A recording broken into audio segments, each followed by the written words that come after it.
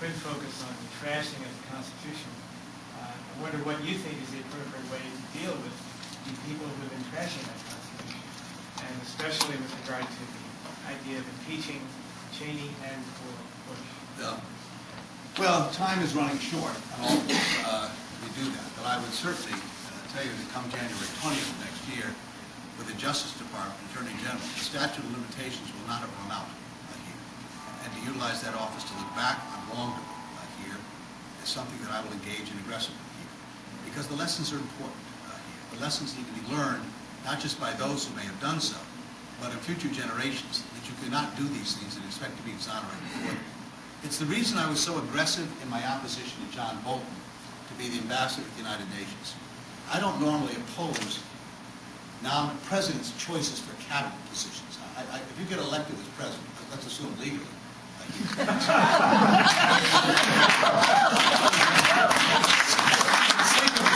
let's assume it was a legal election here. That you want to choose your family, official family. I don't think it's my job, unless you're someone just not qualified, or your views, or you've done things that would disqualify you. But I don't think I have a right in that case here to sort of pick who I'd like to have in your cabinet here. You've been elected. Unlike judges, lifetime appointees, that's different. But someone to be an ambassador to the United Nations or a secretary of some cabinet position, if you've been elected, I'm going to be inclined to vote for your choice if that's what you want to have. You've been elected. In the case of Bolton, I felt that he had done something so egregious here that to nominate him, or rather to confirm him, would send a dreadful message to future people seeking those positions who come along. He, of course, as you may recall, tried to fire intelligence analysts who would not provide the information to sort of conform to his ideological point of view in Iraq. I don't mind anyone having a very healthy knockdown, drag-out debate, fundamentally disagreeing, arguing with some analysts because you disagree with their conclusions. But he crossed the line when he tried to fire people for doing it. And that message going down to the ranks of junior officers, that the way to advance your career is to conform to whatever someone above you is seeking, that's a dangerous, dangerous precedent, in my view. And the same holds true here. For people who stepped all over, trampled all over this Constitution and the rule of law, I want to pursue them. I want the message to go out, not just to those individuals, but to others in the future years, that you cannot do this and expect to escape the scrutiny or the rule of law if it applies to you. So we will follow. If that's the case, who would have the responsibility for bringing charges?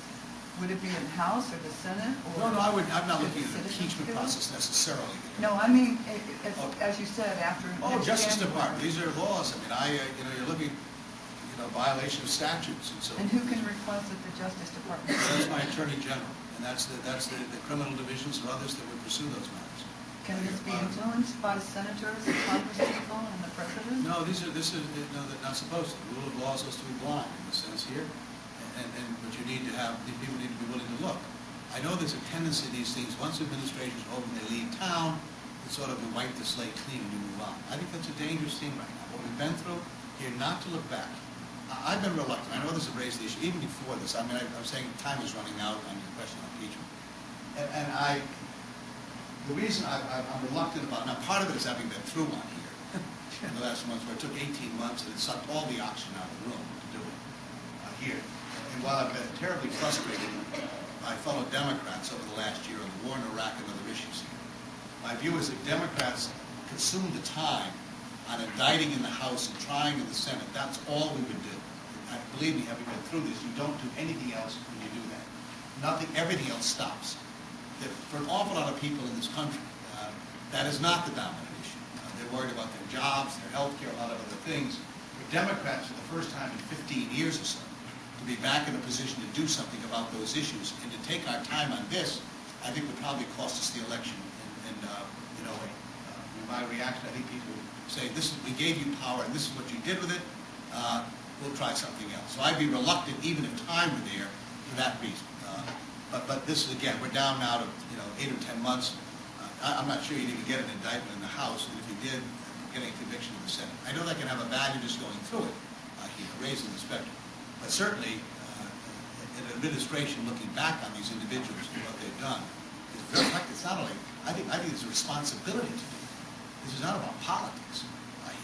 These are people who did things that were in violation of the law, in my view. You know, when I wrote the Reform Act for the Military Commissions Bill, after this, this last fall, this was maybe the worst vote in Congress before it was sent in. This is the one that stripped people of habeas corpus, restored torture as a means of soliciting information and walking away from the Geneva Convention. When I wrote the response to that legislatively, I know most people think I probably went to the ACLU to do this, and I would have. I was glad, very good people. The people who helped me write that reform bill were the senior military people at the Pentagon, the Judge Advocate General's group. They were horrified what the Bush administration did here.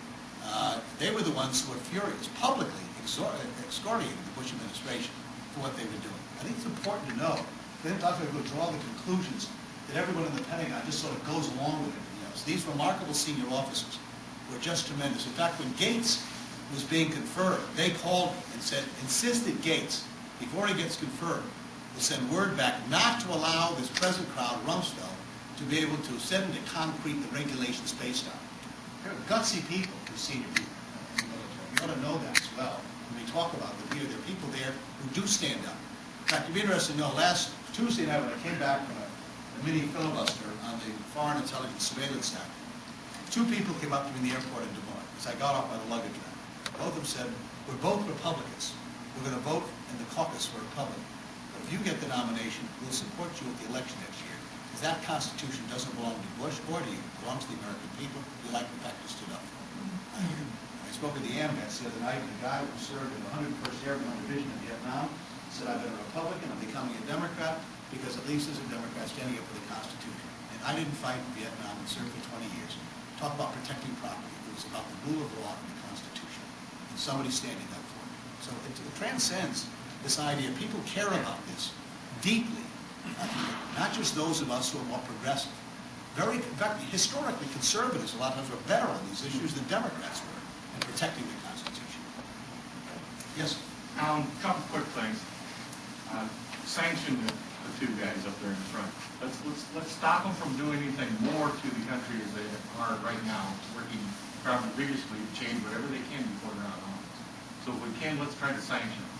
Secondly, I'd like to know what your thoughts are on term limits for these guys. You're going to go for 8 years if you get in. Don't you think the rest of those guys maybe ought to hit the road also? Term limits are something that's never discussed anymore. Yeah, and I've been reluctant about it. I mean, One other quick thing.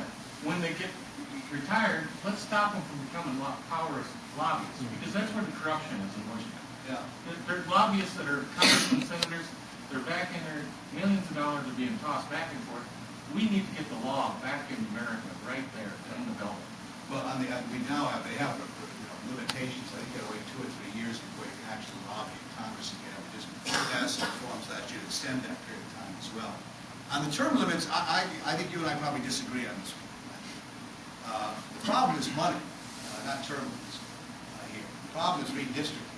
There are only about 40 House seats out of 435 that are competitive anymore here. Because these districts have been drawn so they guarantee they're either a Democratic or Republican seat here. And all you worry about is someone to the left or the right of you, depending upon your party running against you. They're not designed in a way to represent sort of balance and variance. And so I worry about that, and I worry about the fact that these races become available only to those who can afford it. That it's money, in a sense. It's not the equal opportunity to compete. The idea of setting a false, this is a complicated issue to a lot of people. I need people who can spend some time. By the time you get to understand a lot of this, your term limit would be up. People who end up dominating are senior staff people who are not term limited, or outsiders who aren't limited in a way, and have more influence on the process than those charged with carrying out the responsibility. In fact, I don't have a difficulty. I don't even like the idea of term limiting a president. The Democrats, the Republicans did that.